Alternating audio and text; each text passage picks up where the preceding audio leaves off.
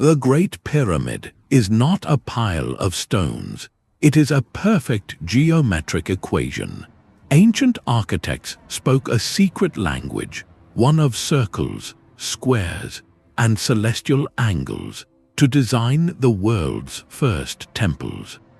This video decodes that language. You will gain the ability to look at any ancient ruin and see the hidden mathematical blueprint behind its creation. How did cultures across the globe, with no contact, use the same sacred geometry? What profound truth about the universe were they trying to build into stone? What forgotten piece of human genius is written in the angles of the oldest walls you have ever seen? Long before anyone wrote a single word, they were drawing circles in the sand.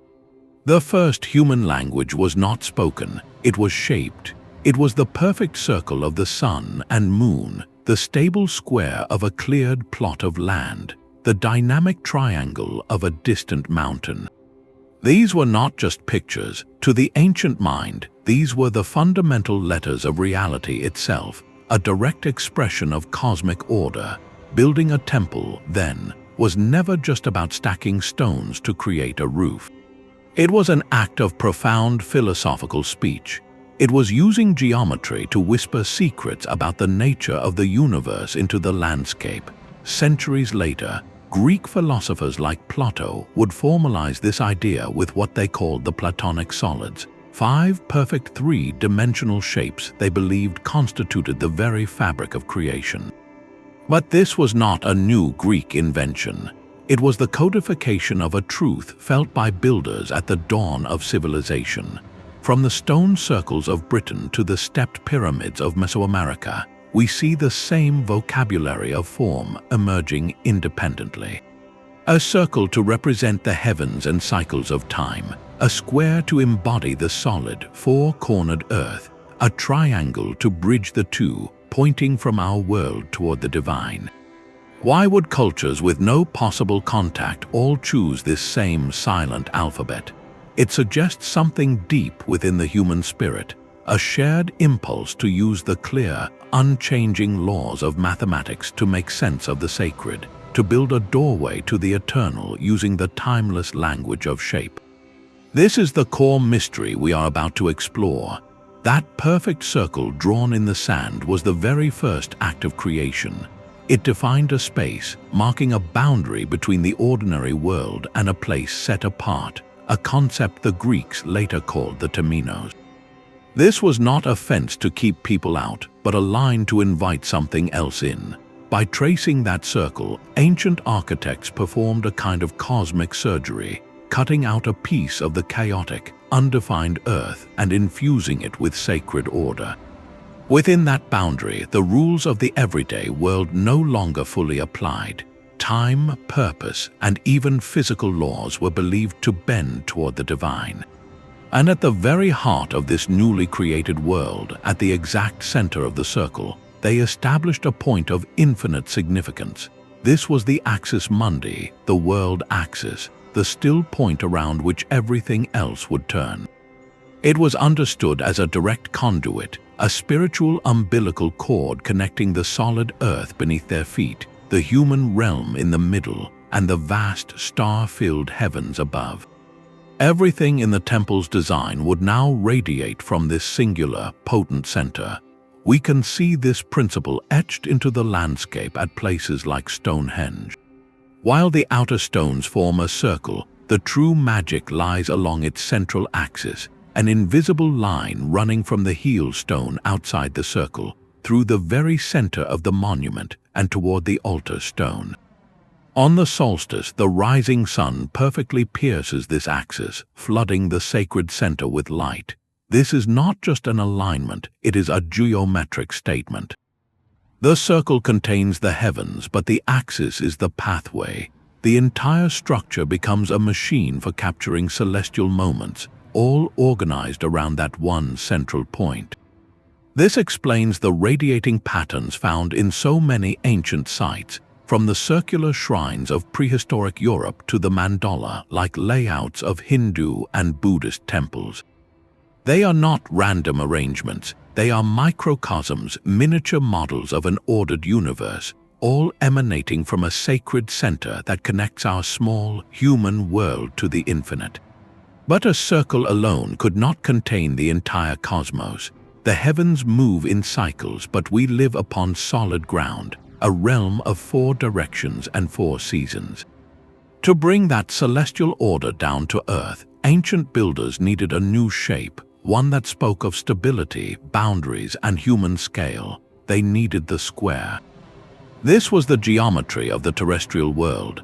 Its 4 equal sides mirrored the 4 cardinal directions, north, south, east, and west. Its perfect right angles represented a fundamental human idea, the establishment of order against chaos. Where the circle was fluid and eternal, the square was fixed and foundational. This shift from circular sacred spaces to quadrangular temples marks a profound evolution in human thought.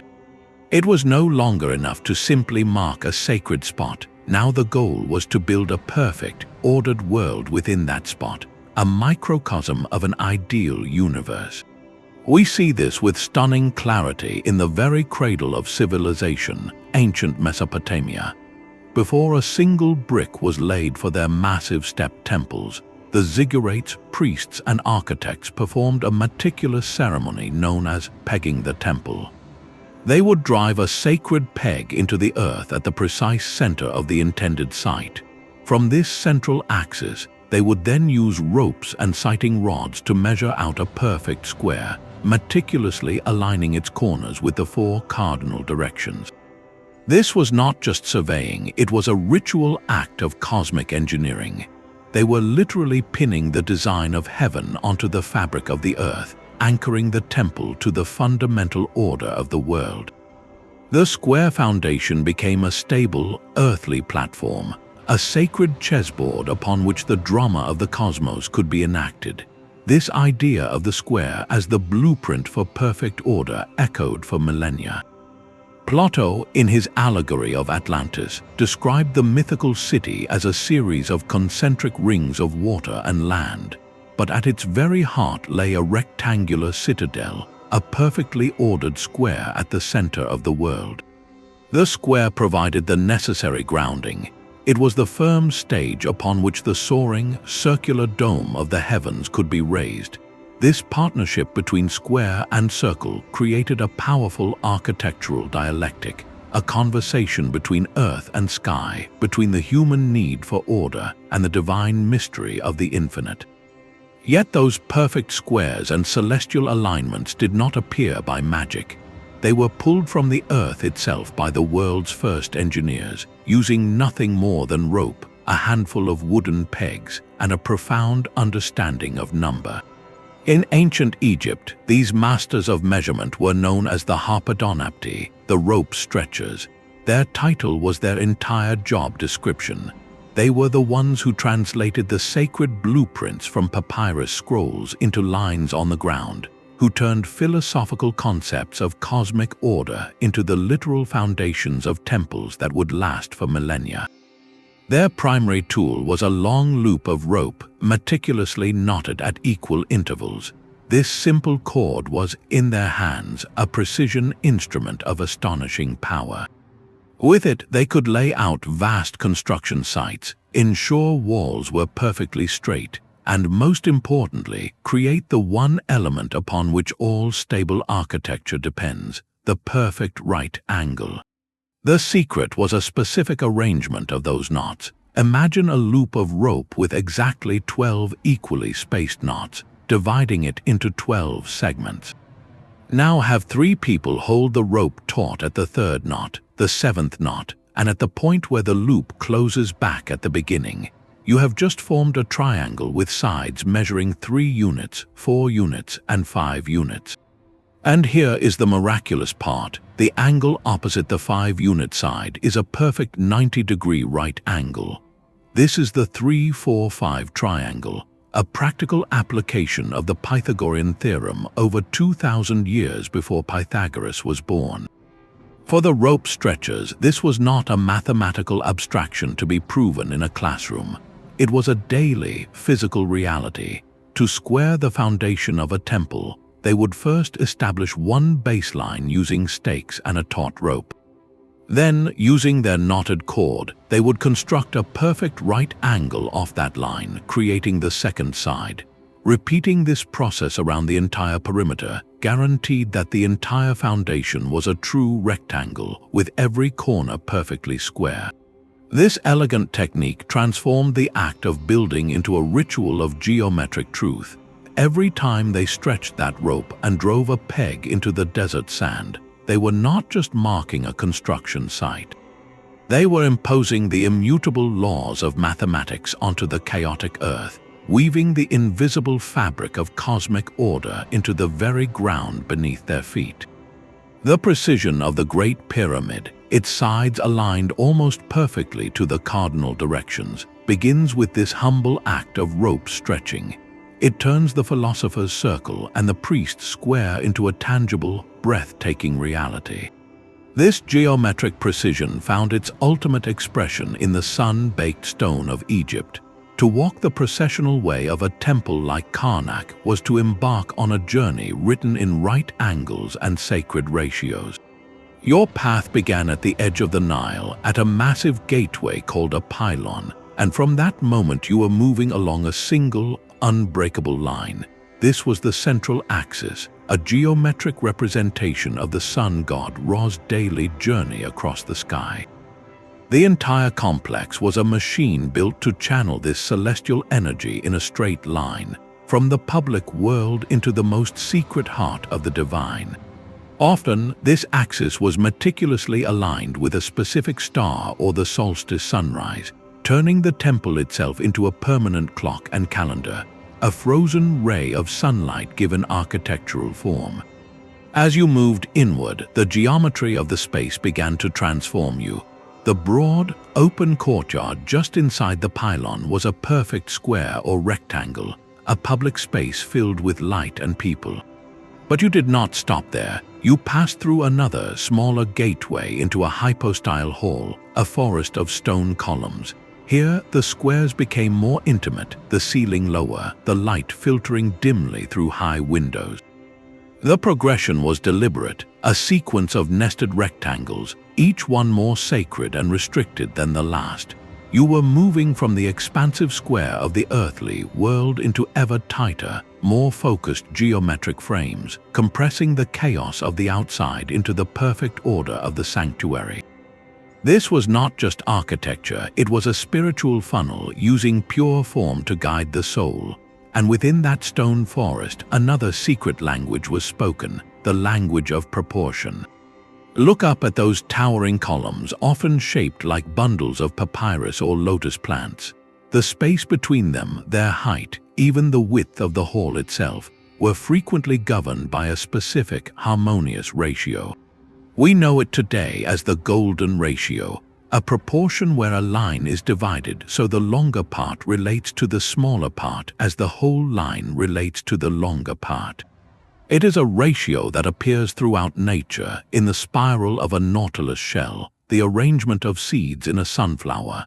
The Egyptian architects, whether by intuition or calculation, embedded this same organic rhythm into their stone. The spacing of the columns created a visual beat, a rhythm that felt both majestic and strangely natural, as if the temple had grown from the earth rather than being built upon it. This use of proportion was the final layer of the geometric machine. The axis provided the direction, the nested squares controlled the journey, and the sacred ratios infused every moment with a subliminal, harmonic order. The goal was to leave the irregular, unpredictable human world behind and step, quite literally, into a realm built according to the perfect, eternal laws of the cosmos. The innermost sanctuary, the dark, small room housing the statue of the god, was the focal point where all these lines and ratios converged. It was the still, geometric center of a meticulously ordered universe. Yet the silent language of shape was only half the story. Those perfect circles and squares were given voice by another, even more mysterious alphabet, the language of sacred number. Long before Pythagoras founded his school in ancient Greece and declared that all is number, priest architects across the ancient world were already living by that creed. For them, numbers were not merely quantities for counting bricks or measuring spans. They were living, mystical entities, each possessing its own unique personality, power, and connection to the cosmos. The physical geometry of a temple provided its body, but sacred numerology breathed into it a soul, a hidden layer of esoteric meaning that transformed a building into a multidimensional symbol. Take the towering ziggurats of Mesopotamia, those stairways to heaven. Their most striking feature is their structure, built in a series of receding tiers. This was not an aesthetic choice or an engineering limitation. It was a deliberate numerical doctrine made manifest in baked clay.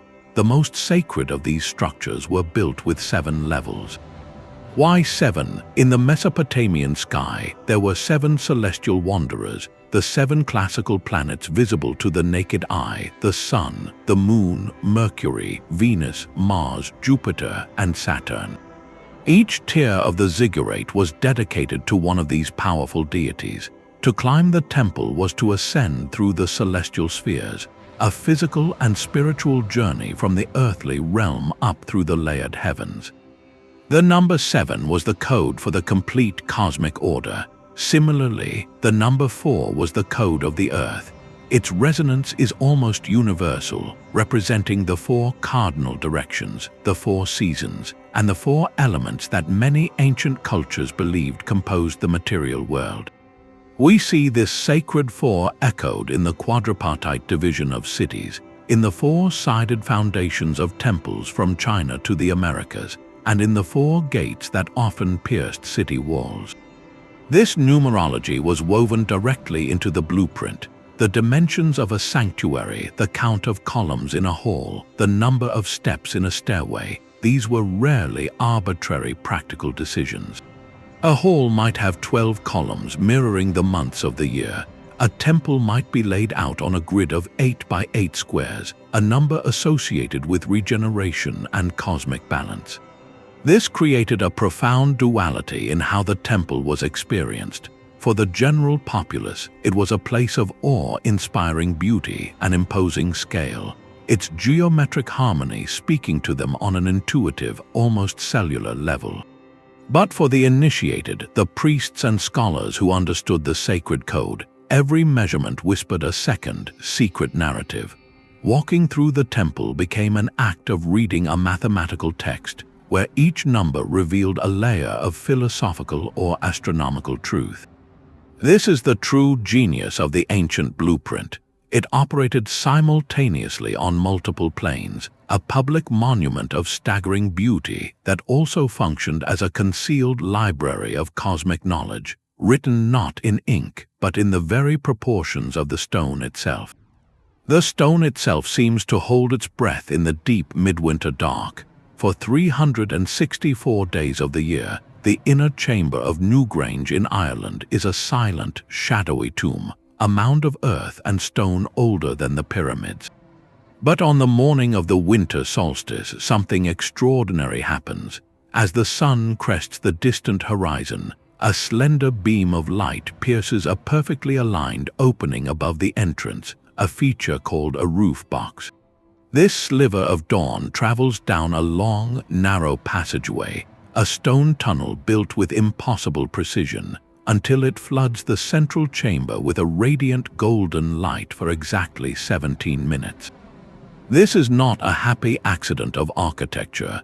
It is celestial cartography carved into a hillside.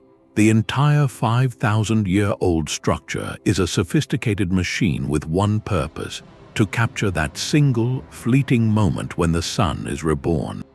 The passage itself is a long, deliberate line, a terrestrial arrow pointing unerringly to the place on the horizon where the sun will rise on the shortest day of the year.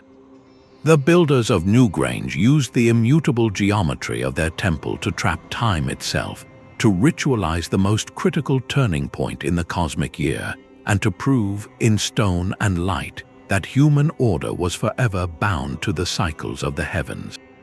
This desire to mirror the sky on Earth reaches a breathtaking scale along the Giza Plateau. For decades, a compelling theory has captured the public imagination, the Orion correlation theory. It proposes that the three Great Pyramids are not randomly placed, but are a terrestrial map of the three stars in Orion's belt, with the Nile River mirroring the Milky Way. Mainstream archaeology questions the precise fit, citing the slow drift of stars over millennia. Yet whether the correlation is mathematically exact or spiritually inspired is almost beside a more profound point. The theory endures because it speaks to a fundamental truth about the ancient mind. It reflects an overwhelming cultural imperative, a deep-seated need to anchor their most monumental creations, their portals to eternity, to the most permanent and powerful patterns they could perceive, the constellations themselves. The pyramids' near-perfect cardinal alignment already ties them to the sun's journey. To also connect them to the eternal, unchanging stars would be the ultimate act of sacred architecture, building a permanent ladder between the shifting earth and the fixed vault of heaven. From the solstice alignments of Stonehenge to the precise orientations of Mayan temples toward Venus, this pattern is universal. The geometry of these first temples often encodes a sophisticated understanding of solar cycles, the subtle 19-year cycle of lunar standstills, and the wandering paths of planets. The temple was far more than a house for a god. It was an observatory, a calendar, and a cosmic clock all in one. By marking the sun's lowest point at Newgrange or tracking Venus's appearance as the morning star, these cultures could predict seasons, plan harvests, and organize their rituals with divine timing. The architecture allowed them to observe the celestial mechanics, to celebrate its turning points with awe-filled ceremony, and most importantly, to harmonize every aspect of human life, from planting to governance to worship, with the grand, ticking clock of the cosmos. They built not just to reach for the heavens, but to bring its orderly, predictable rhythm down into the very heart of their civilization. The blueprint of the Ziggurat is written in a language of ascent. Rising from the flat plains of Mesopotamia, the great Ziggurat of Ur was not merely a building, it was a deliberate, staggering act of geographic defiance. Its core geometry was breathtakingly simple yet cosmically profound, a series of massive, stacked squares, each level slightly smaller than the one below. This created a towering stepped pyramid, a form that appears across ancient cultures from Egypt to the Americas. But in Mesopotamia, this shape held a specific, powerful meaning. It was an artificial holy mountain. In a land of endless horizons and featureless silt, the Ziggurat was a human-made axis mundi, a sacred peak reaching from the flat earth toward the realm of the gods. Its design was a three-dimensional mandala, a geometric diagram of the entire universe made walkable. The vast, square base represented the solid, human world. Each ascending tier symbolized a higher plane of existence, a layer of the cosmos, culminating in a small, precious temple at the very summit, the dwelling place of the deity. The long, steep stairways that scaled its sides were not just functional paths, they were ritual highways. To climb them was to embark on a symbolic journey, leaving the mundane square of earth behind and physically ascending through the geometric layers of reality toward the divine. Every step was a prayer in motion, a slow, arduous progression from the profane to the profoundly sacred. The geometry served a purpose far beyond aesthetic delicacy. It was about overwhelming symbolic power. The sheer mass of each tier, the relentless repetition of the square shape moving skyward, communicated stability, permanence, and an unshakable cosmic order. This was theology carved from mud brick, a belief system so central to their understanding of the world that they literally built a mountain to represent it. The Ziggurat's form made the abstract concrete, allowing every citizen to look upon its stark, imposing silhouette and see, etched against the sky, a map of their universe and their place within it. Yet the most profound secret of these blueprints is not found in their grand shapes, but in the quiet spaces between them. It is the silent music of proportion, the hidden mathematics of beauty that makes a temple feel not just imposing, but inherently harmonious, as if it had grown from the earth like a perfect crystal.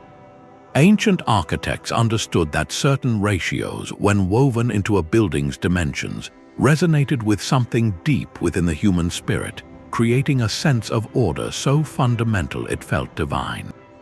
The most famous of these is the golden ratio, a proportion where a line is divided so that the longer part relates to the smaller part just as the whole line relates to the longer part. This creates a ratio of approximately 1.618 to 1, a number that seems to hum through the natural world. You can see its echo in the elegant spiral of a nautilus shell, where each chamber grows in precise relation to the last, and in the arrangement of seeds in a sunflower, which follow a mathematical pattern known as the Fibonacci sequence, where each number is the sum of the two before it, a series that increasingly approximates the golden ratio as it unfolds. The ancient builders, keen observers of nature's patterns, may have intuitively sought to replicate this organic harmony in stone. While scholars debate the intentional mathematical application, the proportions themselves whisper of its presence. Look at the facade of the Parthenon in Athens. If you draw a rectangle around its iconic columns, the ratio of its width to its height is remarkably close to the golden ratio. The spaces between the columns, the height of the pediment, even the layout of its floor plan, all seem to dance to this harmonic rhythm. It creates a visual balance that feels neither stiff nor chaotic, but alive and eternally resolved. Similarly, deep within the Great Pyramid, the King's Chamber is a simple rectangular room. Yet the ratio of its length to its width is very nearly the square root of the golden ratio, another harmonic derivative. Whether this was a conscious choice by the Egyptian master builders or the result of a culturally ingrained aesthetic for perfect proportion is a captivating mystery. But the effect is undeniable. To stand in such a space is to feel a subtle, calming order, a geometry that speaks not to the mind alone, but to a deeper, almost primal sense of rightness. This pursuit of harmonic proportion extended beyond one famous ratio. Simpler, powerful relationships were also sacred. Consider the ratio of 1 to the square root of 2, approximately 1 to 1.414. This is the proportion of a standard sheet of paper, the shape you get by cutting a square in half diagonally. It creates a rectangle that, when halved, yields two smaller rectangles of the same pleasing proportion. This self-replicating harmony may have governed the dimensions of temple rooms or the plans of entire complexes, creating a sense of fractal order where the part perfectly reflects the whole. Why were these specific numbers so revered? The ancient world saw the universe as a cosmos, a word that means both order and adornment. They believed the same mathematical principles that govern the growth of a pine cone or the structure of a honeycomb must also underpin the structure of reality itself. By building these ratios into their temples, they were doing more than creating beautiful architecture. They were performing a supreme act of alignment. They were tuning their sacred spaces like a musical instrument to resonate with the fundamental frequencies of creation, crafting a doorway that was not just geometrically sound, but cosmically in tune. The temple became a chord struck in stone, a permanent harmonic bridge between human artistry and the silent, mathematical song of the universe. But the story of sacred geometry does not begin with polished marble or inscribed papyrus. Long before the pyramids pierced the sky, another culture was writing a different kind of mathematical poem across the rolling hills of ancient Europe. They worked not with chisels but with colossal, unshaped stones, pulling geometry from the very bones of the earth. The legacy of the megaliths offers a humbling perspective, one where the blueprint was not imposed upon the land but drawn in partnership with it. At places like the Avebury complex in southern England, you do not find a single, isolated temple. Instead, you encounter an entire landscape meticulously choreographed. A vast circular henge nearly a third of a mile across, with a village nestled casually inside it. From this central circle, avenues of towering stones stretch out for miles, like stone processional ways leading to other sacred sites, like the mysterious mound of Silbury Hill. This was not random monument building. This was large-scale cosmic cartography, a geometry measured not in cubits but in horizons. The builders of these Neolithic sites demonstrated a breathtaking understanding of space and alignment over distances that stagger the modern mind. They were connecting points across the living landscape, weaving a web of sacred geometry that turned entire valleys and ridges into a single, integrated ritual machine. The geometry was in the placement. A solitary standing stone might mark a sightline to a distant mountain notch where the midwinter sun would rise. A burial tomb's entrance could be aligned to capture the first light of the equinox. By linking these points with stone avenues or through shared astronomical alignments, they created a vast, interactive map. To walk from Avebury along the West Kennet Avenue was to physically trace a sacred line across the earth, moving from one power point to another in a ritual journey that could last for hours. This suggests a fundamentally different application of sacred principles. Unlike the precise, controlled squares of a Mesopotamian ziggurat, built to separate the human from the natural, the megalithic geometry embraced the natural world. The power was not confined within a man-made wall. It flowed along the ley lines they perceived in the landscape itself. The use of massive, often unworked stones is the most telling clue. They did not need to carve the stone into perfect shapes because the sacred geometry was not in the form of the individual block. It was in the relationship between the stones, and between those stones and the surrounding hills, rivers, and sky. This was a communal, earth-focused spirituality. Moving a 50-ton sarsen stone required the coordinated effort of an entire community, a shared labor that literally embedded their collective belief into the terrain. The resulting network feels less like an architect's blueprint and more like a neural network of the sacred, with nodes and pathways of power that we, thousands of years later, are only beginning to perceive. What were they trying to accomplish with this landscape-scale geometry? Perhaps it was a way to harness telluric energies they felt flowing through the earth. Perhaps it was a colossal calendar where the sunrise over one stone circle signaled a festival to begin at another site miles away. Or perhaps it was simply their way of singing back to the cosmos, of saying, "We see the order in your movements, and here, upon our home, we have answered with an order of our own, written in the silent, enduring language of stone and place." This profound partnership between landscape and geometry finds its most intricate expression in a very different corner of the ancient world. In the traditions of India, the act of building a temple was not merely an architectural project. It was the creation of a living universe in miniature, guided by a single, sacred blueprint. This blueprint is known as the Vastu Purusha Mandala, a square grid of cosmic energy that serves as the metaphysical foundation for every traditional Hindu temple. It begins with a perfect square, the ultimate symbol of order and stability. This square is then subdivided into a precise grid, most commonly 64 or 81 smaller squares. But this is no ordinary architectural plan. Each of these smaller squares is a designated seat of power, assigned to a specific deity, demigod, or elemental force that governs an aspect of existence. The entire grid becomes a detailed celestial map, a spiritual spreadsheet plotting the location of every divine influence within the cosmos. The temple built upon it is not just a house for a god, it is a physical manifestation of the entire cosmic order, a machine designed to harmonize human life with the forces of creation. The construction process itself is a sustained ritual, beginning with a powerful consecration ceremony. Before any stone is laid, priests and architects perform a rite that reenacts a foundational myth. They symbolically subdue the Vastu Purusha, a primordial being of chaotic energy, pinning him face down within the boundaries of the sacred square. This act transforms the building site from a patch of ordinary earth into a stabilized, sanctified field of divine potential.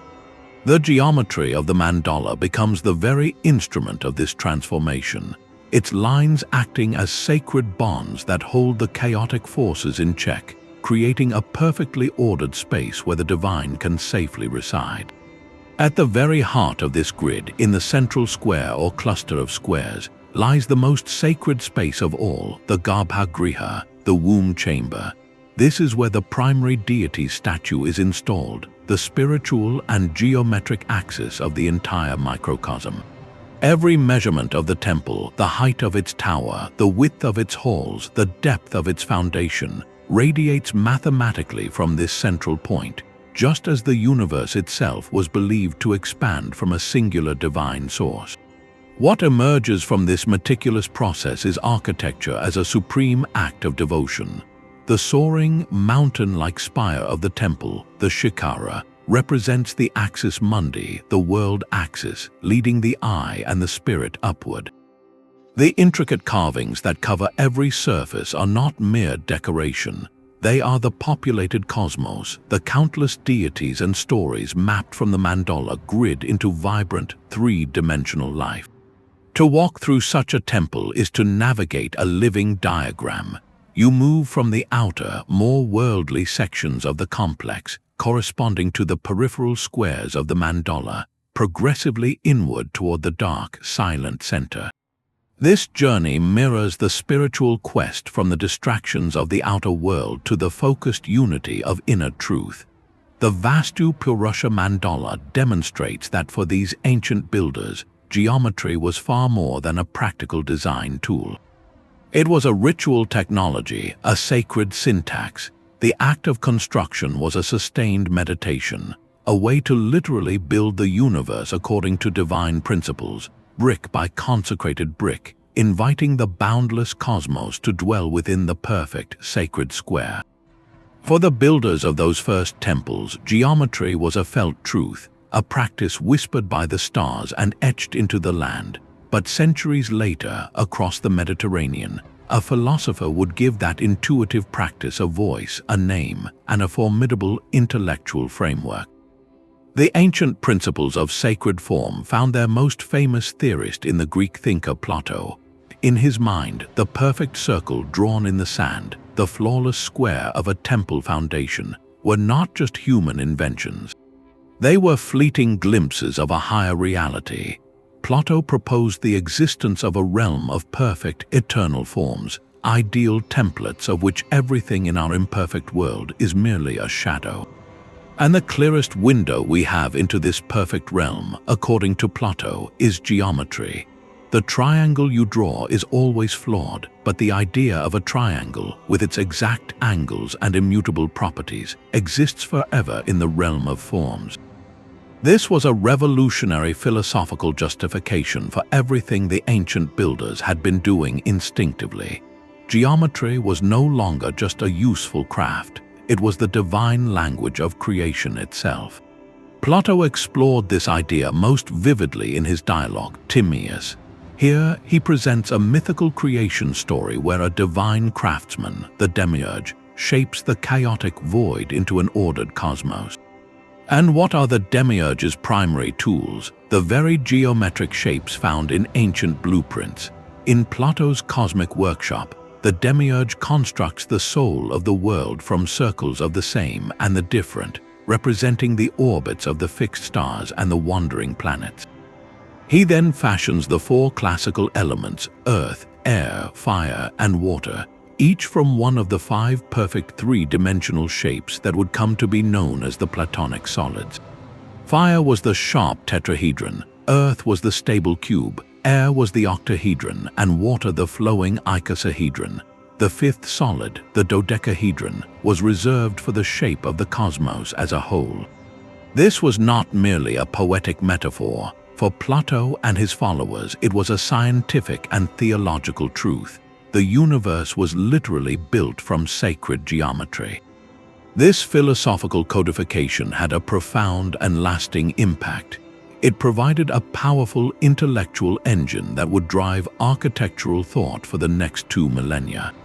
When Roman engineers built their majestic Pantheon with its perfect hemispherical domes symbolizing the vault of heaven, they were working within this Platonic tradition, making philosophical ideas tangible in concrete and marble. Later, Byzantine architects designing the great church of Hagia Sophia sought to create a vision of the heavenly kingdom on earth, using geometric complexity to evoke the wonder of divine wisdom. And centuries after that, Renaissance masters like Brunelleschi would consciously look back to Plato and the ruins of Rome, believing that by recovering the perfect proportions of antiquity, they could rebuild a world of harmony and reason. The intuitive language of the first temples, the language of circles, squares, and celestial angles, had been translated into a philosophical doctrine. This created an unbroken thread, a direct ideological lineage from the stone circles of prehistory, through the philosophical academies of Athens, straight to the drawing tables of the master masons who laid out the great Gothic cathedrals. Their soaring vaults and rose windows were the final, magnificent flowering of a seed planted in deep antiquity, the belief that to build with sacred geometry was to participate in the very architecture of the divine. But how could those ancient builders, without a magnetic compass, pinpoint true north with such astonishing precision? The answer lies not in the earth, but in the unwavering dance of the night sky. They turned their eyes upward to a special group of stars, those that never set below the horizon from a given location, the circumpolar stars. These celestial sentinels, like the stars of the Big Dipper in the northern hemisphere, trace perfect circles around the north celestial pole night after night, year after year. By patiently observing the outermost limits of these circular paths, an ancient astronomer could identify the one fixed point in the entire rotating vault of heaven, the pivot around which all else turned. Marking the position of that pivot on the ground gave them a line to true north far more accurate than any early magnetic needle, which points to the shifting magnetic North Pole. This stellar technique required not just observation, but immense patience and a tradition of knowledge passed down through generations of sky watchers. It was a geometry drawn from the stars themselves, projected onto the landscape below. Yet this introduces an even deeper layer to the mystery. The Earth's axis is not perfectly still. It wobbles very slowly, like a spinning top beginning to lose its momentum, over a grand cycle of approximately 26,000 years. This is called precession of the equinoxes. It means the position of the north celestial pole slowly drifts among the stars. The star we call Polaris, our current North Star, has not always held that title. In the time of the pyramid builders around 4,500 years ago, the north celestial pole was near a different star, Theban, in the constellation of Draco. A temple aligned perfectly to true north using Theban as the guide would, over centuries, appear to drift out of alignment as the pole moved away. This is where the theories become truly captivating. Some researchers propose that certain ancient monuments did not just align to the pole of their era, but were designed to encode the knowledge of this grand, 26,000-year cycle itself. Could the layout of a site like the Giza Plateau, with its pyramids and mysterious shafts, reflect an understanding of where the pole was in a past age, or even predict its future position? The idea is that by aligning to a specific, fixed point in the slow precessional dance, the builders were attempting to freeze a celestial moment in stone. They were creating a permanent memorial to a specific relationship between the earth and the heavens, a relationship that changes so slowly it is imperceptible across 100 human lifetimes. This raises a profound and haunting question about the builder's mindset. Why would they invest such colossal effort to encode a cycle that unfolds over a span of time longer than all of recorded history? It speaks to a desire that transcends practical need. It was not about marking the seasons for planting, or even about venerating the current sky. It was about anchoring their civilization to the absolute, slowest rhythm of the cosmos. They were building a testament meant to remain spiritually and astronomically meaningful, not just for their children's children, but for civilizations yet unborn, for observers who would gaze at their stones under a completely different canopy of stars. In doing so, they were making a breathtaking declaration. They were asserting that their understanding of cosmic order was not fleeting, but eternal, and that their monuments would stand as permanent witnesses to that truth, long after the stars themselves had shifted in the sky. The timeline of human history, carefully drawn in textbooks, was shattered by a single hilltop in southeastern Turkey. Göbekli Tepe is not just an archaeological site, it is a profound anomaly, a statement carved in limestone that forces us to rewrite the entire story of geometry and the sacred. Its concentric rings of massive, T-shaped pillars were erected over 11,000 years ago, a staggering 6 millennia before Stonehenge and 7,000 years before the first pyramids of Egypt. This places its creation firmly in the hands of hunter-gatherers, people who had not yet domesticated plants or animals, who had no permanent cities, no writing, and supposedly no need for monumental architecture. Yet here they were, quarrying, transporting, and erecting pillars weighing up to 20 tons, arranging them with deliberate intent into clear, geometric patterns. The design is breathtaking in its simplicity and power. Multiple enclosures, each like a giant stone necklace, are built into the hillside. Each enclosure is defined by a ring of towering limestone pillars, with 2 even more colossal pillars set like guardians at the very center. The spaces between them create a stark, nested circular geometry, a series of sacred arenas carved from the bedrock of the world itself. This is not the refined geometry of later civilizations with their precise squares and golden ratios. This is geometry in its raw, primal form, circles drawn not with rope but with megaliths. The pillars themselves are eerily anthropomorphic, the T-shape abstractly suggesting shoulders and a head, silent stone beings gathering in a council older than memory. Many are adorned with exquisite bas-relief carvings of animals, foxes, boars, cranes, and scorpions, a menagerie of the wild world frozen in stone. This presents us with an intellectual earthquake. For generations, the prevailing theory was clear. First came agriculture, which created surplus food and settled communities. This stability then allowed for social stratification, specialized labor, and finally, the spare time and resources to build monumental temples for an elite priestly class. Göbekli Tepe turns that sequence completely on its head. Here, the temple came first. The sheer scale of the labor implies a level of social organization, cooperation, and shared purpose that textbooks never attributed to nomadic hunter-gatherers.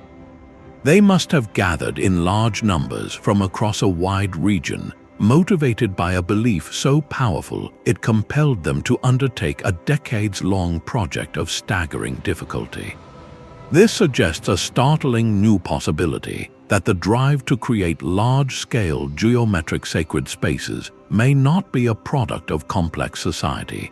It may be the very catalyst that creates complex society. The act of coming together to build these precise stone circles could have been the engine that forged new social bonds, established leadership roles, and required the logistical planning that would later become the foundation of settled life. The geometry of Göbekli Tepe is not an ornament of civilization. It appears to be its blueprint, the impulse to mark a sacred center, to define a perfect space separate from the chaos of nature, to gather a community around a shared cosmic vision encoded in stone circles.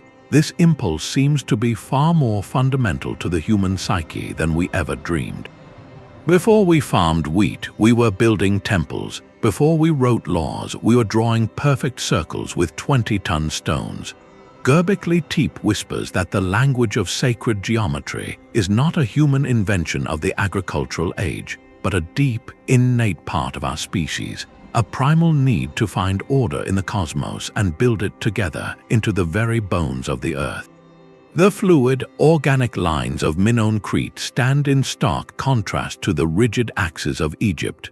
On the sun-drenched island, geometry was not a stark imposition of cosmic order, but a graceful choreography of movement and light. The sprawling palace of Knossos feels less like a fortress of the gods and more like a living organism, its corridors and courtyards flowing into one another in a seemingly endless, rhythmic dance. This was no accident of design. The Minoan architects mastered a sophisticated, almost playful geometry that served a culture obsessed with elegance, ceremony, and the subtle exercise of power. Their blueprint was the labyrinth, a complex, non-axial plan that deliberately controlled experience. Unlike the straight, singular procession of an Egyptian temple, a visitor to Knossos would have been gently guided along a winding path, their view carefully framed and then revealed. Long, colonnaded walkways would funnel you toward a sun-drenched central court, only to branch off unexpectedly into smaller, more intimate chambers.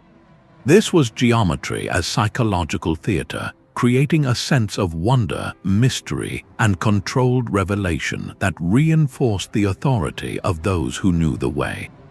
The very layout was a statement, a physical manifestation of the legendary labyrinth, suggesting that both the palace and the power it contained were intricate, beautiful, and ultimately unknowable to the outsider. At the heart of this fluid plan lay a profound understanding of light and volume, a geometry of air and illumination. The Minoans made brilliant use of light wells, open shafts that pierced through multiple stories to bring sunlight and fresh air deep into the palace's interior. These were not random holes in the roof. They were precisely placed geometric voids, calculated to illuminate specific rooms at specific times of day, creating pools of light that moved like silent sundials across painted frescoes and polished floors. This manipulation of light created a dynamic, ever-changing atmosphere within the static stone walls. Coupled with this were the famous pier and door partitions, the defining feature of the Minoan Hall. Imagine a row of square, structural piers lining a room, with double doors set between each one. By opening or closing these doors in various combinations, a single large hall could be instantly transformed into a series of smaller, private rooms, or opened entirely for grand ceremonies. This was modular, adaptable geometry in action. The square piers provided the stable, repeating grid, while the doors introduced fluid possibility. It was architecture that could breathe and change with the needs of the moment, serving equally a private political meeting, a ritual gathering, or a lavish feast.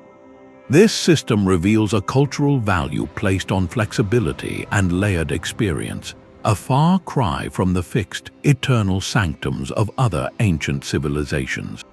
The grand central court of Knossos stands as the ultimate expression of this Minoan geometric philosophy. It is a vast, rectangular plaza, but its purpose was not to awe with a single, axial vista. Instead, its elongated form and surrounding colonnades created a monumental stage. The geometry here was designed for performance and procession. From the raised walkways and balconies that overlooked the court, elites could observe rituals, athletic games, or dances unfolding below, their elevated position a clear geometric demarcation of social and political rank. The court itself, with its precise proportions, acted as a resonant chamber for spectacle, framing the human activity within it as something both beautiful and ordained. Every element, from the winding approach to the modular halls to the theatrical court, worked in concert. The geometry of Minoan Crete was not about reaching for a distant, perfect heaven. It was about crafting an exquisite, human-scaled paradise here on Earth, where movement was a dance, light was a performer, and space itself was a tool for weaving together the sacred, the political, and the profoundly aesthetic into one seamless, captivating experience. The master builders of Knossos and Giza carried their most vital tools not in their hands but in their minds. For millennia across countless cultures, the sacred blueprints we have been deciphering existed largely without paper, without detailed architectural schematics as we know them. The complex geometry of temples was a living knowledge, breathed from one generation to the next through a fragile, yet astonishingly resilient human chain. This chain was forged from three essential elements: the sanctity of oral tradition, the closed circle of the master builder, and the physical ritual of the craft itself. The true library of this ancient science was not housed on shelves, but in memory, in song, and in the practiced movements of trained hands. Consider the vast construction projects of ancient Egypt. While some diagrams on ostraca, pottery shards, have been found, they are often sketches of specific details, not full plans. The overall vision, the precise proportions, the alignment rituals, these were the protected domain of the priest architects. This knowledge was considered too powerful, too sacred, to be entrusted to a perishable medium like papyrus. Instead, it was encoded into the very structure of society. It was passed down within closed guilds or from father to son, a hereditary lineage of wisdom where the apprentice learned not just by listening, but by doing, by standing in the desert sand next to his teacher, feeling the tension of the knotted rope as it was stretched to form that perfect right angle. The teachings were often wrapped in layers of ritual secrecy and symbolic language. Proportions might be remembered through sacred numbers recited in chants during foundation ceremonies. The sequence for laying out a temple could be embedded within a myth about the journey of a god, where each episode in the story corresponded to a step in the construction process. The myth became a mnemonic device, a story map that ensured the ritual and the geometry were never separated. In this way, the blueprint was not a static drawing, it was a performance reenacted with every new temple. The master builder was the living repository. He held in his memory not just one set of plans, but the entire philosophical system behind them. He knew which ratio to apply for a temple dedicated to a solar deity versus one for an earth goddess. He understood how to adapt the ideal geometric forms to the quirks of a specific site, a sloping hill or an irregular rock outcrop. His expertise was a blend of mathematics, astronomy, theology, and profound practical skill. His death was not just the loss of a person, it was the potential loss of centuries of accumulated refinement. This is why the training was so rigorous, so immersive, and so often shrouded in initiation rites. The apprentice had to internalize the knowledge until it became instinct, until he could sense when a line was true without needing a reference. The physical tools, the ropes and pegs and sighting rods, were extensions of this ingrained understanding. To use them correctly was to participate in a sacred act, a dialogue with the cosmos using geometry as the shared language. This intangible tradition was the ultimate safeguard. A papyrus scroll could burn, a stone tablet could shatter, but as long as the chain of masters and apprentices remained unbroken, the knowledge could survive wars, natural disasters, and the collapse of empires. It could travel, adapt, and be reborn in new lands with new materials. The blueprint lived on in the whispered instructions across a building site, in the chants that marked the raising of a lintel, and in the hands of a new generation carefully knotting a rope, continuing a conversation with the divine that began with a circle drawn in the sand, a conversation spoken in the silent, perfect language of shape. The silent geometry of memory and ritual found its ultimate civic expression in the sun-baked bricks of the Indus Valley. Far to the east of Göbekli Tepe and the Nile, another civilization was writing its sacred principles not in isolated temples, but across the entire body of a city. At Mohenjo-Daro, geometry was not reserved for priests or palaces. It was the very skeleton of daily life, a blueprint for collective harmony that seamlessly wove the spiritual and the practical into one unified fabric. This was sacred geometry operating on a breathtaking new scale, the scale of an entire society. The city's most striking feature is its street plan, a vast, precise grid of wide, straight avenues that intersect at perfect right angles, dividing the urban landscape into orderly rectangular blocks. This was not an organic, winding growth of pathways. This was a conscious, deliberate act of geometric imposition upon the landscape, one of the world's first exercises in comprehensive urban planning. The grid created a powerful sense of equality and predictability. It ensured efficient movement, allowed for systematic drainage, and provided a clear, rational structure that could be easily understood by every citizen, from the highest official to the newest arrival.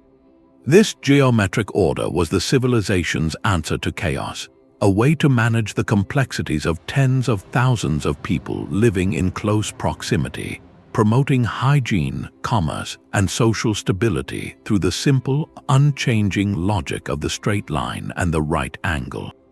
But the true masterpiece of this civic geometry lies at the city's elevated heart, the Great Bath. This is not a natural pond or a haphazard construction. It is a monumental, precisely engineered tank, built from finely fitted bricks and made meticulously watertight with a layer of natural bitumen, a type of ancient tar. Its form is a perfect rectangle, sunk into a courtyard and surrounded by a colonnade of rooms. Every line is straight, every corner sharp, a geometric vessel of stunning clarity.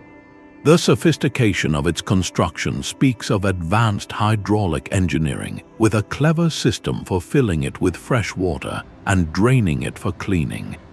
Yet its perfect, pristine form strongly suggests a purpose far beyond mere public bathing. Most scholars believe the Great Bath was a center for ritual purification, a sacred well of water held within a perfect geometric frame. Here, the civic and the spiritual geometries fused into one. The water, the source of life and cleanliness for the entire city, was contained within the most orderly shape humans could create. To step into that geometrically perfect pool was to participate in a ceremony that cleansed both the body and the spirit, aligning the individual with the same principles of purity and order that governed the streets outside. The bath was a civic altar to harmony. Its geometry served a dual function. It was a triumph of practical engineering that ensured public health, and it was a profound spiritual symbol, a still, rectangular heart of sacred order at the center of the bustling grid. This integration reveals a revolutionary idea that the sacred was not separate from the mundane workings of the city. A well-planned drain that carried waste away was as much a part of the sacred landscape as the bath that provided purification. The right-angled street that prevented disease from festering in cramped alleys was a geometric prayer for communal well-being. In Mohenjo-Daro, geometry became the syntax of a social contract. It demonstrated that the highest spiritual ideals, order, purity, and harmony, could be built directly into the infrastructure of everyday life. The city itself was the temple, and its sacred geometry was the blueprint for a functioning, healthy, and astonishingly equitable civilization. The straight line, however, was not the only path to the sacred. On the rugged island of Sardinia, rising from the windswept hills like stone giants, stand the Nuraghe. These are not temples of perfect squares or celestial circles. They are massive, truncated cones, fortress towers built from rough, dark basalt blocks, and they speak a completely different dialect in the ancient language of form. Their geometry is curvilinear, organic, and born from the very earth they occupy. Constructed during the Bronze Age, a Nuraghe is essentially a beehive of stone. The builders used a technique called corbelling, stacking rings of stone in ever-decreasing circles, each layer cantilevered slightly inward over the one below. This creates a towering false dome, a shell of incredible strength that uses only the force of compression, stone pressing against stone, to hold its own immense weight.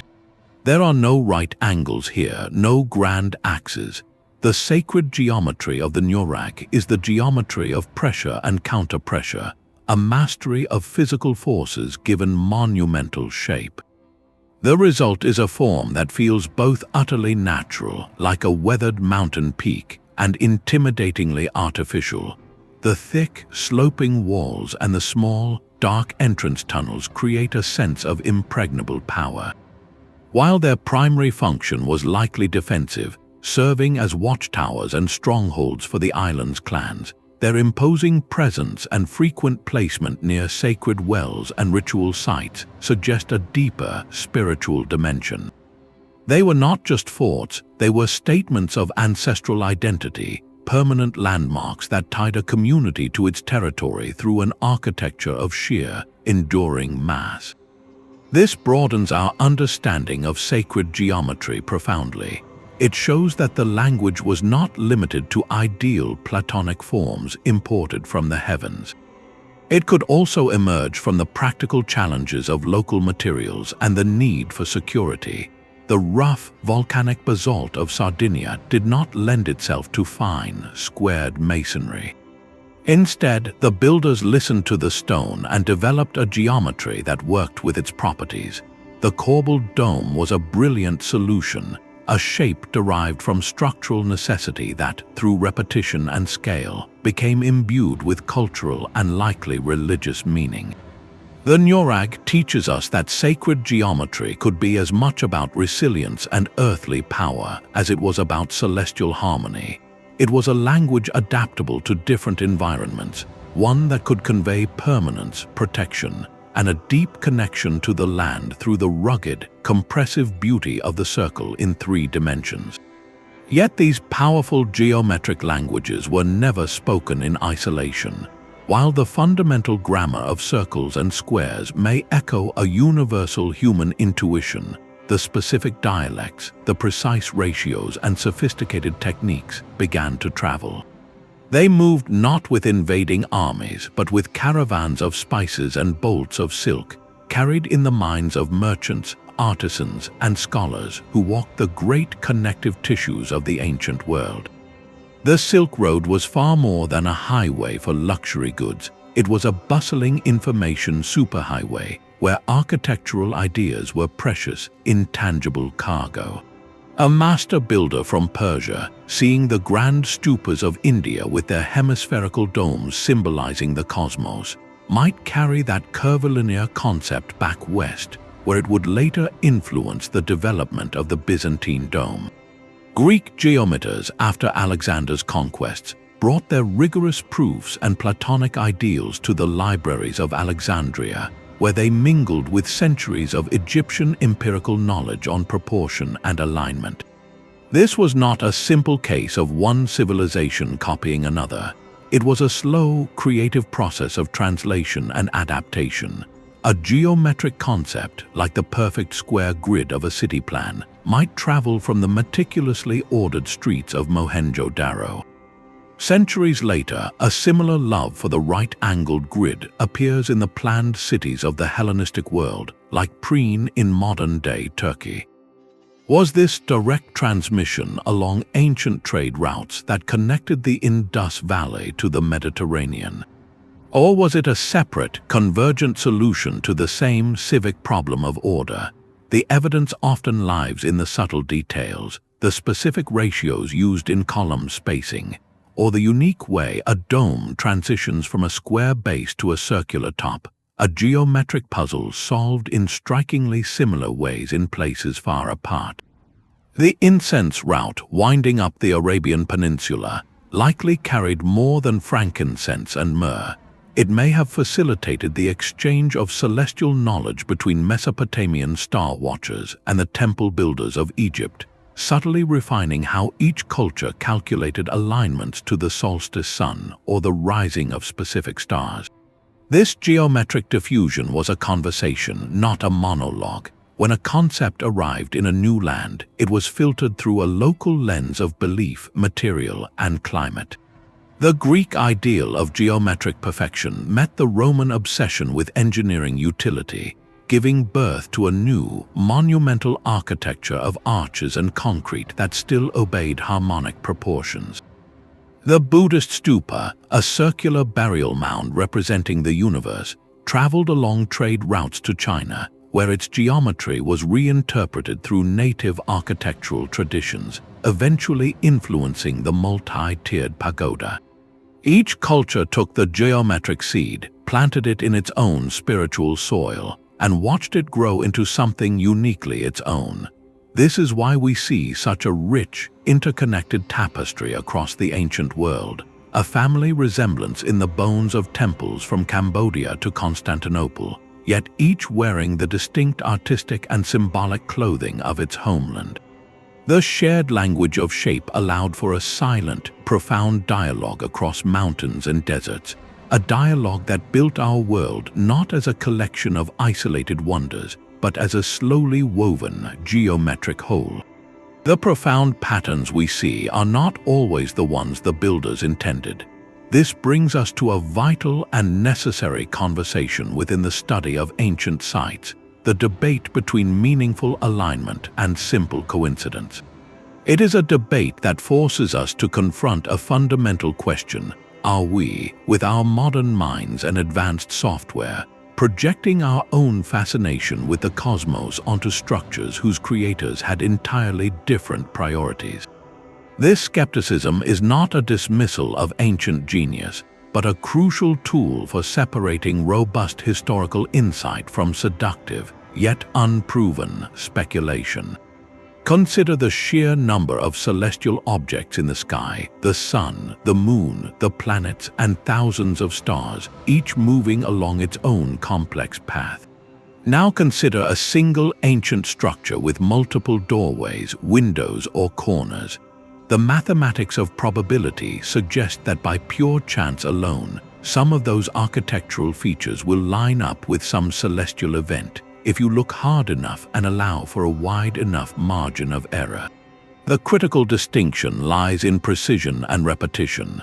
There is a world of difference between a temple that generally faces the sunrise, a common and logical orientation for a sun-worshipping culture, and one that captures the first gleam of a specific star like Sirius only once a year with pinpoint accuracy. An even higher standard is an alignment to a rare lunar event, such as the moon's extreme northern rising point, which only occurs every 18.6 years.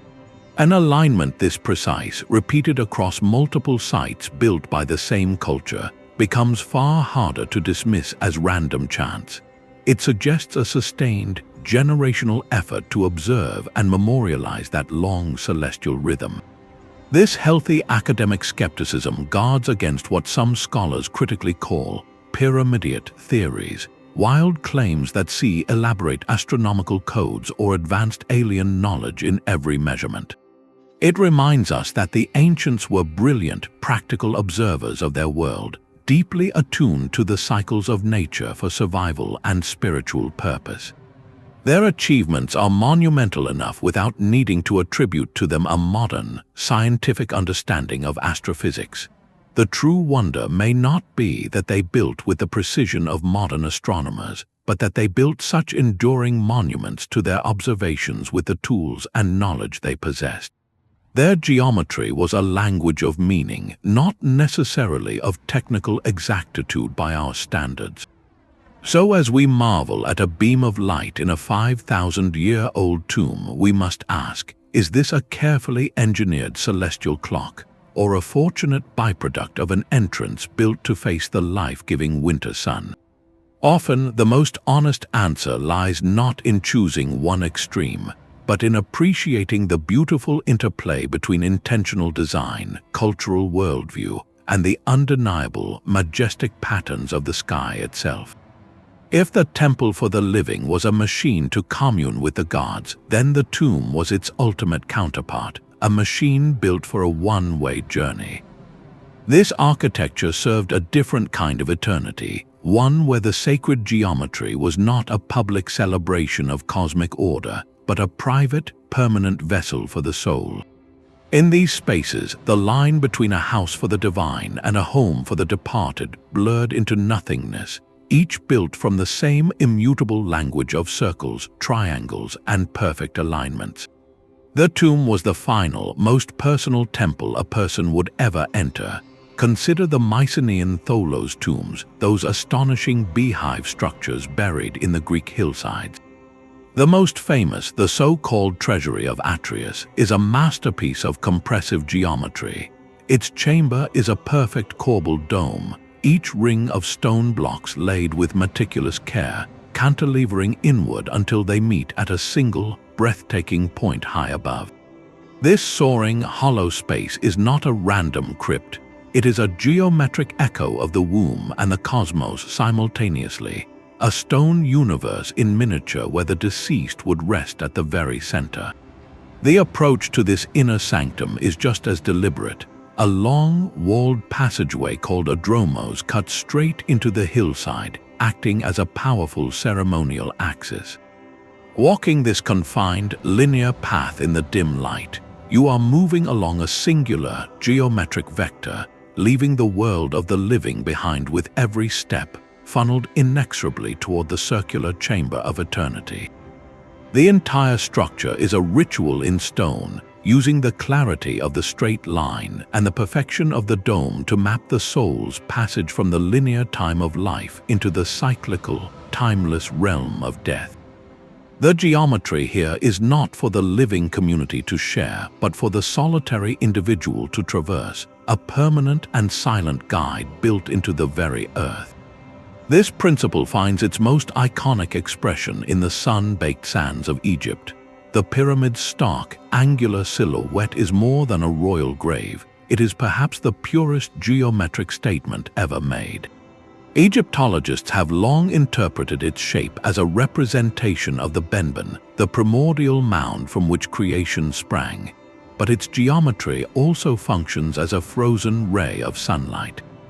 The smooth, sloping sides were seen as a literal ramp, a divine escalator upon which the soul of the pharaoh could climb to join the sun god Ra in his eternal circuit across the sky.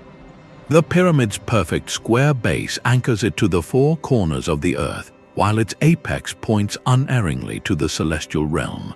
Its internal passages and chambers are laid out with precise cardinal alignments, often targeting specific stars like those of Orion's belt, which were seen as the eternal resting place of kings. In this context, the pyramid is not a static monument. It is a dynamic geometric machine, its form and alignments actively working to project the essence of the deceased from the ordered square of the earthly plane into the infinite cycles of the heavens. The same sacred principles that directed worship in the temple of Karnak, the axial precession, the solar alignment, the harmonic proportions, were now deployed for a singular, ultimate purpose: to engineer a successful afterlife. This reveals a profound unity in the ancient mind. Whether for public ritual or private eternity, the same tools were used. The knotted rope that laid out a temple's square foundation could also plot the perfect base of a tomb. The star maps that timed annual festivals also charted a soul's celestial destination. The circle, the square, and the triangle were the fundamental components for building a bridge between realms, regardless of which side of the bridge you started on. The tomb, therefore, becomes the most intimate and urgent application of sacred geometry. It was the final, great act of alignment, ensuring that the ultimate human transition, from life into whatever lies beyond, was conducted according to the perfect, unchanging, and divine laws of the cosmos. In these silent, geometric spaces, architecture becomes a promise, written in stone, of an order that not even death could disrupt. But the sacred geometry of these temples did not end with the grand lines of their foundations or the soaring angles of their walls. If you step closer, right up to the stone itself, you will find that the same language is whispered again, in miniature, across every surface. the vast cosmic order of the building's layout was mirrored and multiplied in a breathtaking array of intricate patterns, a fractal cascade of meaning where every detail echoed the whole. This was the sacred geometry of decoration, where the circle, the square, and the line were spun into an infinite visual hymn. Look at the glimmering mosaics of ancient Mesopotamia, crafted from countless colored cones of baked clay pressed into plaster. They did not depict scenes of nature or mythology alone. They created vast fields of repetitive geometric motifs, interlocking triangles, zigzagging lines, and stepped patterns that seemed to vibrate across a wall. These were not idle doodles. The zigzag, for instance, was a potent symbol of water, the life-giving force in that arid land, but also of a protective barrier.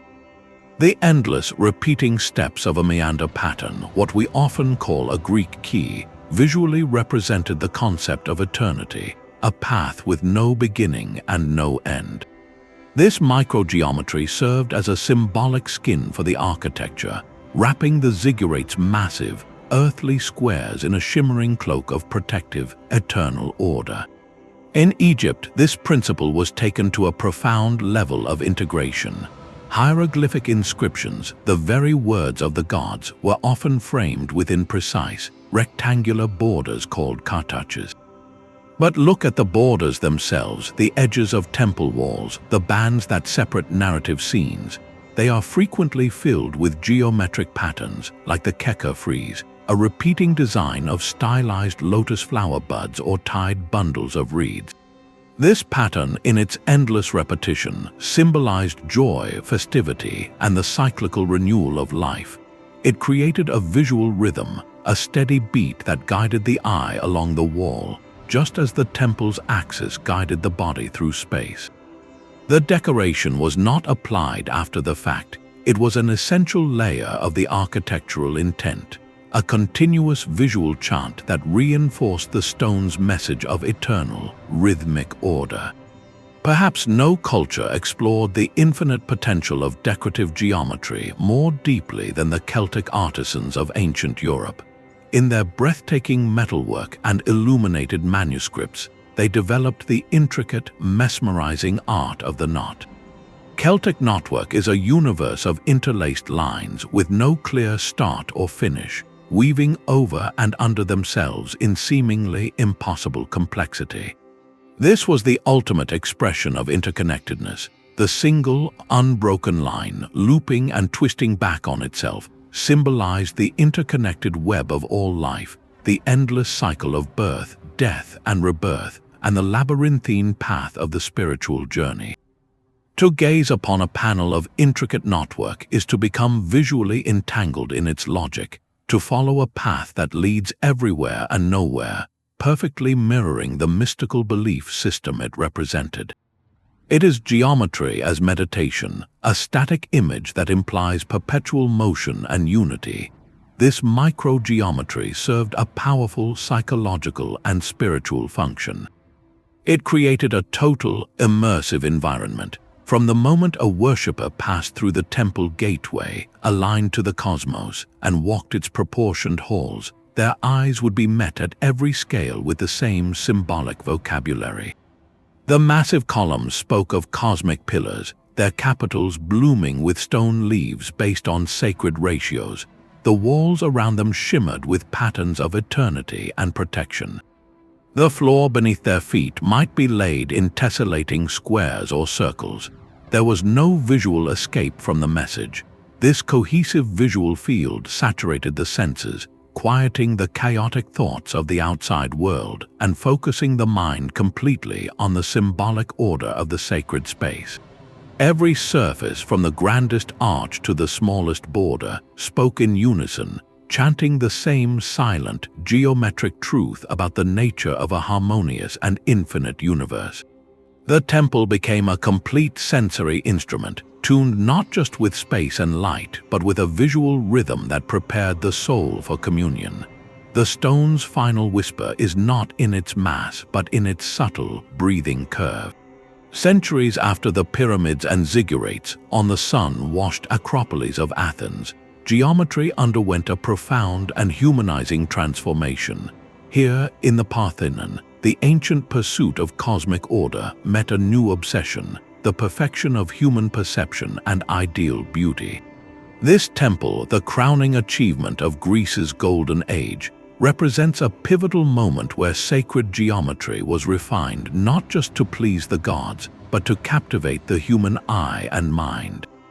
While popular legend often credits its every proportion to the mystical golden ratio, the truth of its design is even more fascinating, a symphony of deliberate, sophisticated lies told in marble. The builders of the Parthenon understood a crucial secret, that mathematical perfection on the drafting board could look flawed and lifeless in the real world. To create the appearance of perfect harmony, they had to cheat using a bag of brilliant optical tricks. Look at the columns, those towering pillars of marble. They are not straight. If you ran your hand up one, you would feel a gentle, subtle swelling about a third of the way up its height, a feature called intosses. This slight bulge is a masterstroke of geometric psychology. Without it, a perfectly straight column viewed against the bright sky would appear to pinch inward in the middle, an optical illusion that would make the temple seem weak, as if its bones were buckling under the weight. The intosses gives the columns a vital, muscular presence, making them appear perfectly straight and robust from the viewing distance of the sacred procession way below. It is geometry in service of lived experience, a correction for the quirks of human vision. This attention to perceptual truth extends to the very platform the temple stands upon, the stylobate. To the naked eye, it looks like a flat, rectangular base, but if you laid a perfectly straight edge along its length, you would discover a breathtaking secret. The entire platform curves upward ever so slightly in the center, rising by just a few inches over its massive width. Why create such an imperceptible arc? Because the ancient architects knew that a truly flat, horizontal line viewed across a long distance appears to sag in the middle, like a hammock. By building a subtle upward curve into the stone itself, they created the visual impression of flawless, tensile flatness. Every line you see is an engineered illusion of perfection. This represents a monumental shift in intent. The geometry is no longer solely about mapping the stars or channeling divine power, though those elements remain in its orientation and dedication to Athena. Now it is equally about crafting an ideal human experience. The proportions of the facade, the spacing of the columns, the relationship of width to height, all were calculated to produce a feeling of balanced, serene majesty. The goal was Kalakagathia, a Greek ideal uniting beauty and goodness, where the harmony of the building would inspire harmony in the soul of the citizen who beheld it. This was sacred geometry turning its gaze inward from the cosmos to the consciousness. Yet, for all its human-centered innovation, the Parthenon stands firmly on the foundation laid by every temple that came before it. It is the intellectual descendant of the rope stretchers and the star aligners. Its perfection is still born from number, from ratio, from the immutable belief that beauty is not a vague feeling, but a measurable truth embedded in the fabric of reality. The builders of the Acropolis did not abandon the ancient language, they simply refined its grammar, using it to write a new, enduring poem about the potential of human reason and the sublime power of an ideal form, seen not just by the gods but perfected for the eyes of humanity. The Parthenon's perfected lines were a promise, a glimpse of a world ordered by human reason, but that promise would be inherited, transformed, and pushed to a breathtaking scale by the empire that followed. The Romans were master engineers, and they took the geometric language of the Greeks and spoke it with a new, monumental vocabulary of concrete and ambition.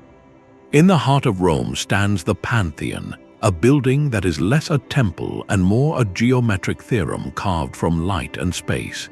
Its design is a stunningly simple manifesto, a perfect sphere encased within a cylinder. The height from the floor to the top of the dome is exactly equal to the diameter of the circular floor plan.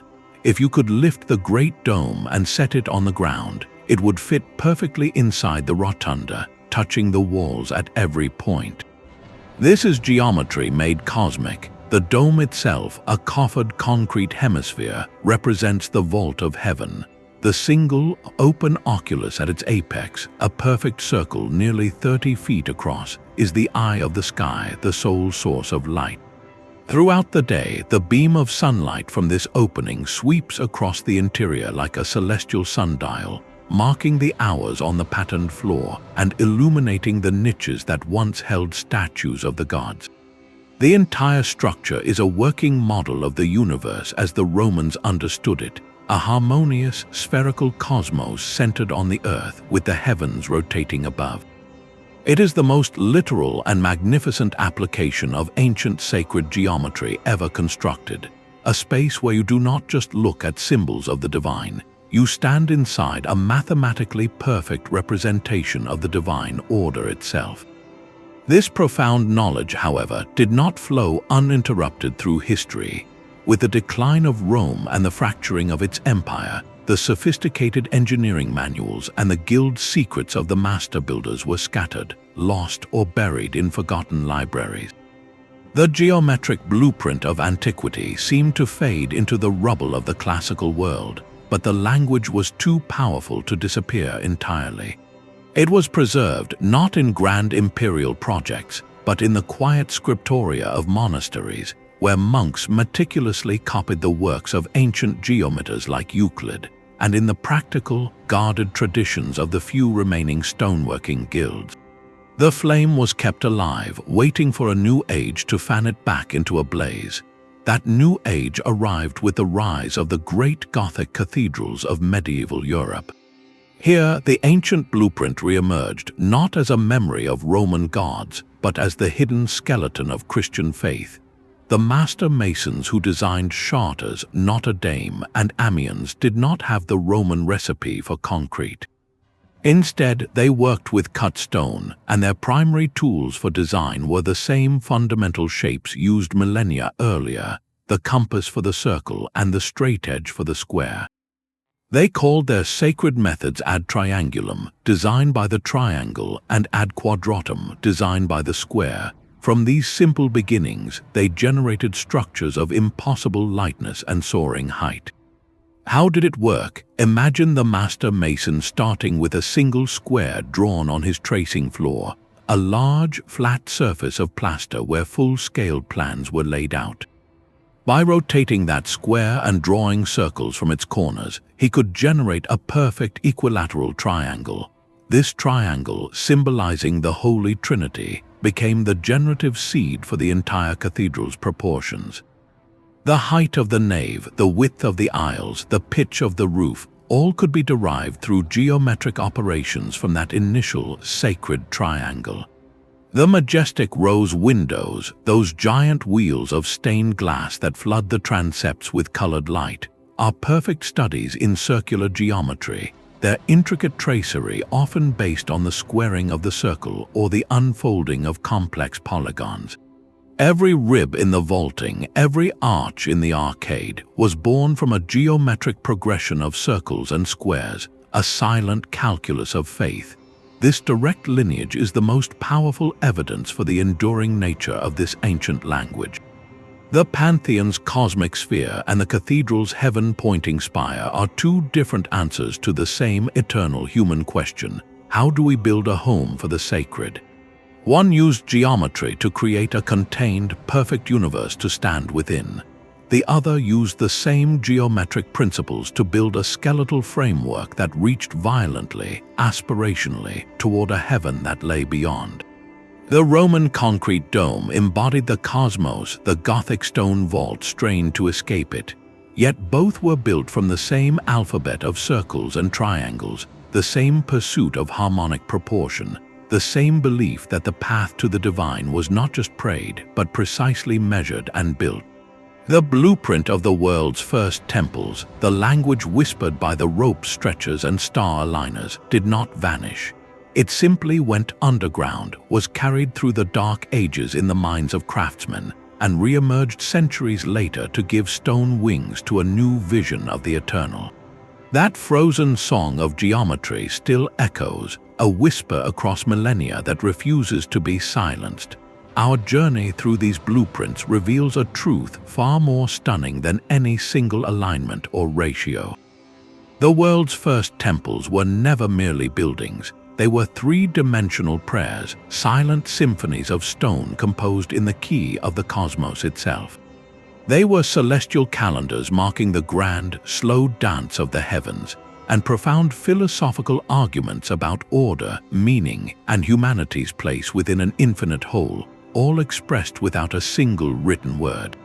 From the rope stretchers of Egypt imposing perfect squares upon the desert, to the master masons of India mapping entire pantheons onto a sacred grid, ancient cultures were speaking a common language.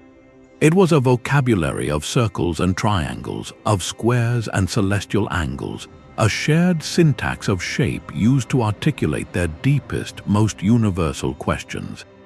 This was not a technology in the modern sense, but a technology of the spirit, a way to build bridges between the earthly and the eternal. These geometric codes challenge us today to change our gaze. They ask us to look beyond the weathered surface of a ruin, past the crumbled stones and faded carvings, and to see instead the staggering intellectual and spiritual ambition that raised them. We must learn to see not just a pyramid, but a frozen ray of sunlight engineered for a soul's ascent. Not just a stone circle, but a captured solstice dawn. Not just a colonnade, but a harmonic ratio given physical form to resonate with the human heart. Our ancestors were not primitive people groping in the dark. They were keen observers, brilliant engineers, and profound poets of space. They listened to the stars and measured the land, and from that dialogue, they forged a language to converse with the divine. The next time your eyes fall upon an ancient temple, in a photograph or in person, pause for a moment. Remember that you are not looking at a dead ruin or a mere artifact of a forgotten age. You are witnessing a frozen song. You are standing before a blueprint for an entire universe, a meticulous map of meaning carved from the very bones of the earth. It is a testament written in the only alphabet eternal enough to carry its message across the ages, an alphabet of perfect lines, sacred curves, and silent, waiting angles, forever ready to be read anew by anyone willing to listen with their eyes. The silent language of these temples is a conversation that never truly ends. If this exploration of ancient minds and sacred shapes has captivated you, please consider joining our community by subscribing. Each new video is another journey into the hidden patterns of history, where we decode the mysteries left behind in stone and story. I am deeply curious to know which ancient site with its whispers of hidden geometry fascinates you the most. Is it the celestial machinery of Newgrange, the perfect square of a Mesopotamian ziggurat, or the labyrinthine grace of Minoan palaces? Share your thoughts and questions in the comments below. Let's continue this conversation together and learn from each other's perspectives. For those eager to walk further down this path, I have included links in the video description to a selection of recommended books. These resources delve into the fascinating fields of archaeoastronomy and the enduring principles of sacred geometry, offering deeper dives into the evidence and the theories. Remember, the study of history is so much more than memorizing dates and the names of rulers. It is about uncovering the enduring ideas, like these profound geometric blueprints, that literally shaped our world from its very foundation. These blueprints are a legacy written not on paper, but on the landscape itself, waiting for anyone with curious eyes to learn their silent, magnificent language.